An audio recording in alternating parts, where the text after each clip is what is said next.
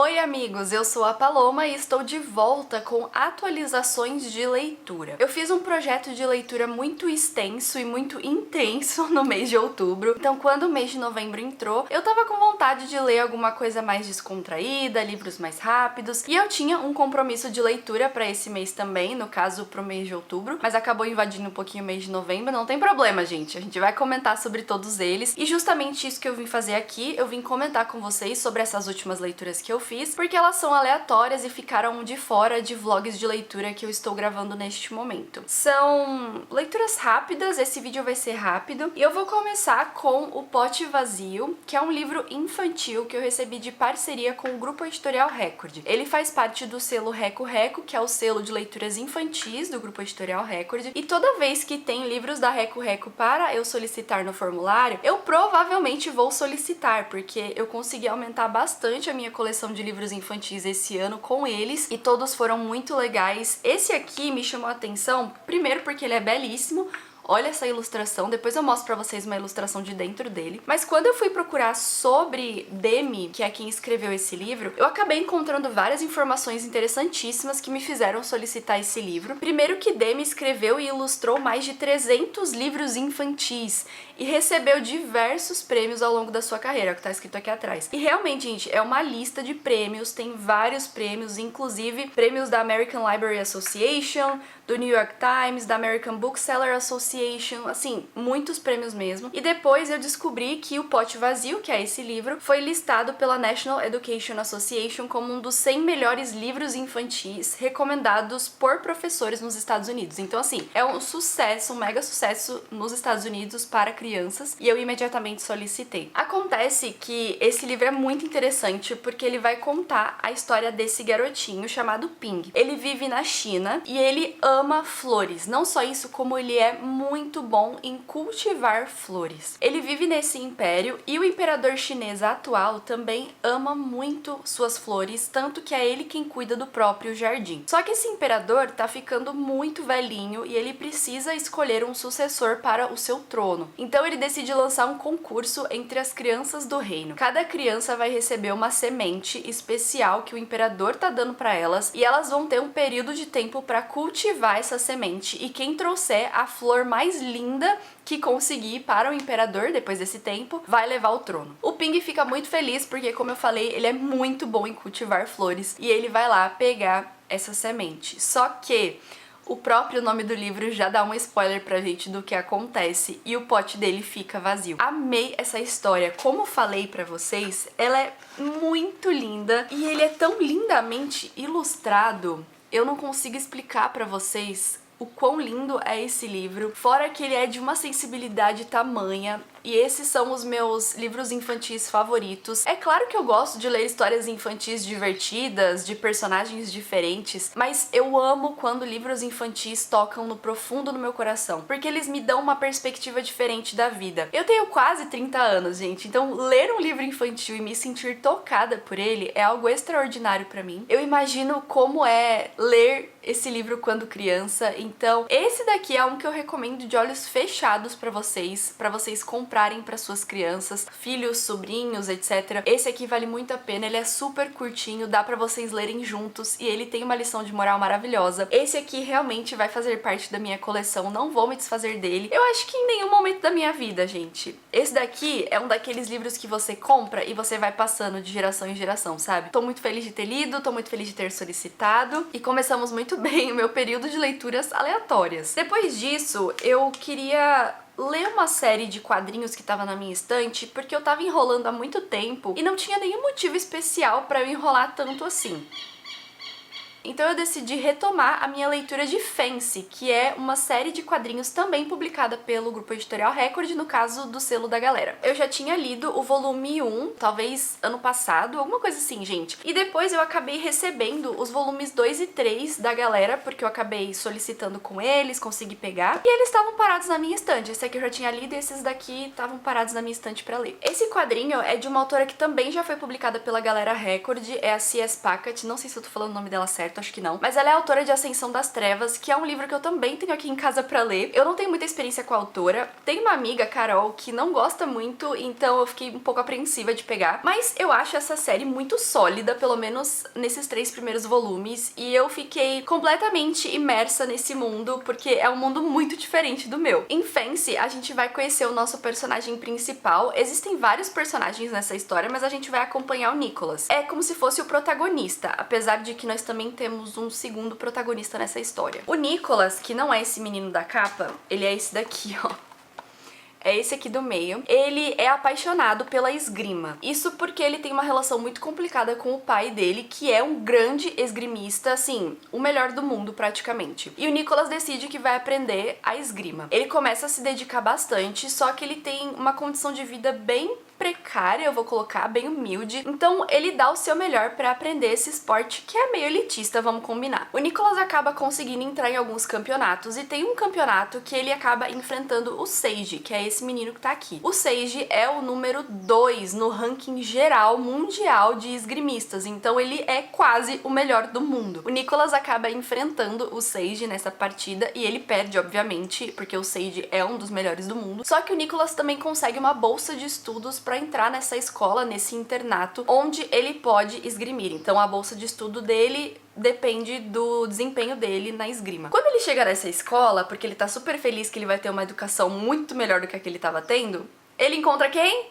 Sim, gente, o Seiji. Então os dois agora estão na mesma escola. E nesse primeiro volume, no volume 2, até um pouquinho do 3 também, eles estão competindo pelas vagas para o time de esgrima dessa escola. Então eles têm que competir entre si pra ver quem que vai entrar. Nesse time nós temos 4 esgrimistas principais e um reserva. E tem vários outros personagens secundários que também estão competindo por essas vagas. Esses 2 primeiros volumes é basicamente toda essa história que eu contei pra vocês e também todos os dias de competição, porque pra eles conseguirem essas vagas na escola, eles têm que competir entre si pra separar os melhores dos que não são tão bons, basicamente. E o volume 3 é justamente a continuação dessa história e a finalização, a formação desse grupo de esgrima que vai defender essa escola nos próximos campeonatos. E pelo que eu vi, tem mais 3 volumes, eu acho. Eu tenho certeza que 4 e 5 tem, eu acho que tem um volume 6. Eu tô muito animada pra continuar a ler essa série. Como eu falei, é uma série muito sólida, eu dei 4 estrelas pra todos os livros, e eles simplesmente fazem sentido na minha cabeça, porque esses meninos são tão dedicados a essa tarefa, eles são tão dedicados a fazer a esgrima funcionar na vida deles, eles são basicamente atletas de elite, e eu me sinto tão inspirada, porque assim, gente, eu só consigo imaginar o que é realmente ser bom em alguma coisa. Sabe quando você é extraordinário em alguma coisa, porque você, 1, tem talento e 2, você se dedica, você tem disciplina pra se dedicar àquilo? Eu só consigo imaginar como é isso, porque eu não sou extraordinária em nada. Então, ler uma série sobre garotos que são extraordinários na esgrima é simplesmente muito inspirador pra mim. Fora que existem coisas acontecendo aí, sabe? É um internato, só que assim, os garotos estão se aproximando. É uma coisa bem adolescente, né, no ápice da puberdade. Então, eu, como uma garota de quase 30 anos, me sinto muito, como que eu posso dizer, curiosa com relação ao que acontece na vida dos adolescentes, né? Então, com certeza vou continuar a ler essa série. Essa daqui é uma série muito divertida, bem rapidinha de ler, que eu também recomendo pra vocês, mas tenham em mente que tem mais volumes aí publicados. E depois dessas leituras, eu voltei, na verdade, pra uma leitura que eu tava fazendo, que é justamente essa leitura conjunta, que era o meu compromisso que eu precisava ler para o mês de setembro e outubro. Gente, eu sei, tá? Eu sei, eu tive 2 meses pra ler esse livro e eu finalizei o livro ontem. Então, assim, no mês de novembro. Não me perguntem por quê, é porque eu realmente me enrolei muito com os projetos que eu estou fazendo, acontece, mas não é porque o livro era ruim. Aliás, eu adorei essa história e estou falando de O Castelo no Espelho. O Castelo no Espelho foi a nossa escolha para os meses, como eu falei, de setembro e outubro do Além das Páginas, o meu clube de leitura com a Gi do Abdução Literária. A gente escolheu vários livros para ler durante o ano e esse daqui foi a nossa escolha para esses 2 meses. Ele acaba representando o continente asiático, obviamente nós escolhemos o Japão para representar o continente, e era um livro que já estava no meu radar fazia algum tempo. Eu não conhecia esse livro quando ele foi publicado lá fora, assim, eu não vi muitas pessoas falando sobre ele, porém, quando ele foi lançado aqui no Brasil, aí ele começou a me chamar muito a atenção, faz um tempinho já que ele foi publicado. Quando ele foi lançado, eu acho que a editora Morro Branco ainda era só editora Morro Branco, eu acho que ela ainda não tinha sido comprada pela Alta. Mas enfim, o meu já veio com o selinho da Alta aqui atrás, então... Ai, gente, eu tô nostálgica, mas... esse livro foi muito bom. Eu não vou entrar em muitos detalhes dos meus comentários, porque a gente ainda não fez a nossa live de discussão nesse momento que eu estou gravando esse vídeo, então eu quero guardar as minhas opiniões para o pessoal. Aliás, gente, essa live é aberta, tá? Todo mundo pode participar. Se você tem interesse em participar dessa live, é só ficar de olho pra ver quando que a gente vai divulgar e entrar na live pra participar. Lembrando que a gente fala com spoilers dos livros, então fiquem atentos aí no momento que a gente começa a falar de spoiler, mas o meu clube de leitura com a Gil, além das páginas, é um clube de leitura aberto, todo mundo pode participar. Pra você participar é só você querer ler os livros que a gente escolheu. Aliás, estou muito animada pra escolher os livros do ano que vem, tenho certeza que a Gil vai querer continuar esse clube comigo, porque eu amei, eu acho que ela amou também, então é toda uma outra história acontecendo. Mas vamos falar sobre O Castelo no Espelho. Esse livro é um livro japonês, e a literatura japonesa tem crescido bastante no meu conceito nos últimos tempos. Eu não leio muitos livros japoneses, apesar de amar muito livros asiáticos, do continente asiático. Li vários outros livros de outros países, mas a literatura japonesa tá me chamando atenção assim agora, desde o ano passado. Eu tô começando a me envolver um pouco mais com esses livros. Eles são diferentes e eu não sei exatamente colocar em palavras porque é que eles são diferentes, mas os autores japoneses têm uma sensibilidade diferente pra escrever história. E O Castelo no Espelho não é diferente. Esse livro vai começar contando a história da Kokoro, ou Kokoro, eu não sei exatamente como se pronuncia o nome da protagonista, gente, mas ela é uma garota muito legal, de um coração muito puro, uma garota assim, gentil, só que ela acaba passando por maus bocados na escola, ela acaba sofrendo bullying e ela tem um episódio muito sério de bullying e ela decide não ir mais pra escola, simplesmente porque ela não consegue mais ir, gente. Agora ela está depressiva, claramente depressiva, ela tem ataques de ansiedade constantemente, então ela simplesmente não vai pra escola. Um dia, a Kokoro tá no quarto dela, porque os dias dela são iguais, todo dia ela passa, assim, o tempo dela assistindo televisão, lendo alguns livros, e de repente o espelho do quarto dela começa a brilhar.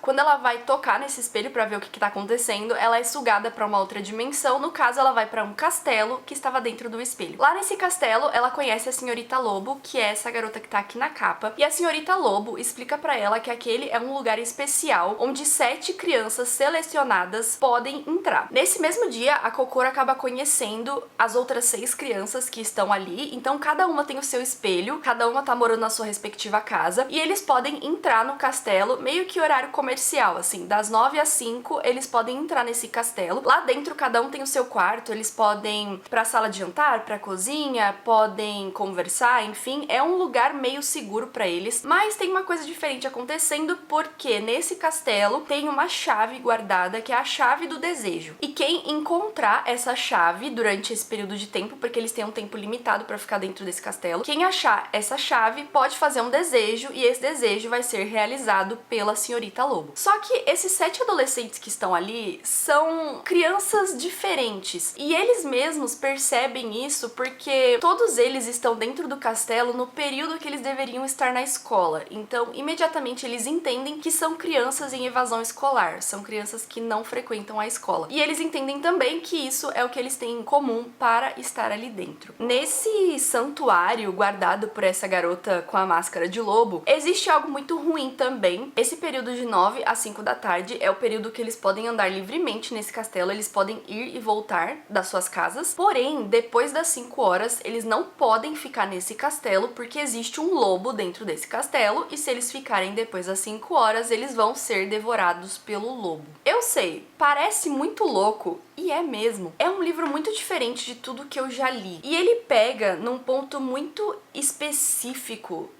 do meu gosto literário, que é Found Family. Claramente nós temos 7 adolescentes dentro desse castelo que vão se conhecendo aos poucos e vão criando um vínculo de amizade e depois um vínculo familiar. Eu creio, gente, que eles se tornaram uma família ali, então Found Family forever. Segundo, é de uma sensibilidade tamanha, porque quando eles percebem que todos eles estão em evasão escolar, que no caso eles não estão indo pra escola, eles começam a entender que coisas aconteceram para eles não irem para a escola. E esse livro é um pouquinho lento no começo, porque, como eu falei, os japoneses são diferentes e eles têm, eu sinto, muita dificuldade em se abrir com outras pessoas, assim, se abrir com pessoas novas, com relação aos seus sentimentos, a tudo que aconteceu. Então esse livro demora um pouquinho pra engatar, assim, na história propriamente dita, porque todos eles têm medo de compartilhar informações e eles são muito guardados, assim, o coração tá muito fechado, sabe? Inclusive a nossa protagonista, Kokoro, ela tem toda uma vida acontecendo fora do castelo, mas ela tem medo de compartilhar com as pessoas por conta desse episódio que ela viveu. Só que conforme o tempo vai passando e eles vão entendendo coisas e mais coisas, eles também vão entendendo que eles estão ali por um motivo e tudo faz sentido no final, gente. Esse é um dos livros que começa lento, ele começa bem despretensioso, assim, engraçadinho. De repente a coisa começa a ficar séria,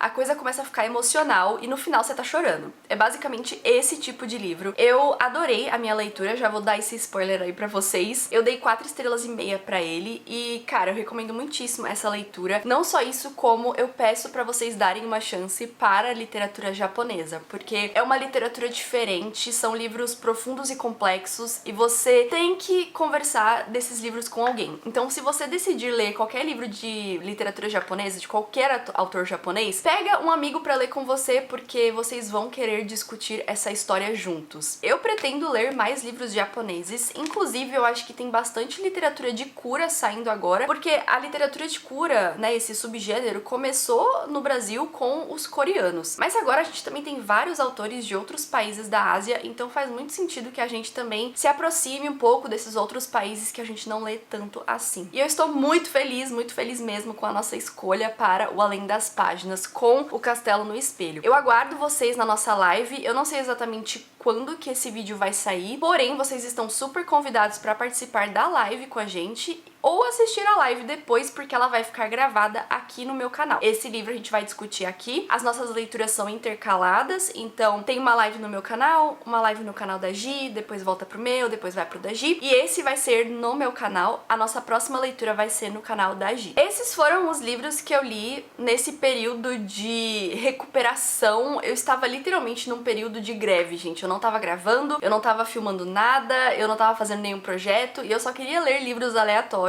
pra me desconectar um pouco aqui do canal e dessa pressão que eu mesma coloco em mim pra gravar. E deu muito certo, porque foram leituras ótimas, eu acho que me impulsionaram, assim, pra eu voltar a fazer projetos aqui pro canal, e eu espero que vocês tenham gostado de todos os meus comentários, de me acompanhar nesse vídeo. Se você tem interesse em receber conteúdos exclusivos aqui do canal, tem um botãozinho aqui embaixo escrito Seja Membro, onde você pode clicar e tem vários níveis de assinatura pra você receber diferentes benefícios. Se você chegou aqui no canal por esse vídeo e ainda não é inscrito, aproveita pra se inscrever, porque eu faço vídeos regularmente, tenho vários projetos acontecendo e já estou gravando vlogs de leitura que logo mais saem aí pra vocês. Eu fico por aqui, porque eu tenho outras leituras pra fazer e a gente se vê no próximo vídeo aqui do canal. Então, um abraço e a gente se vê lá. Tchau!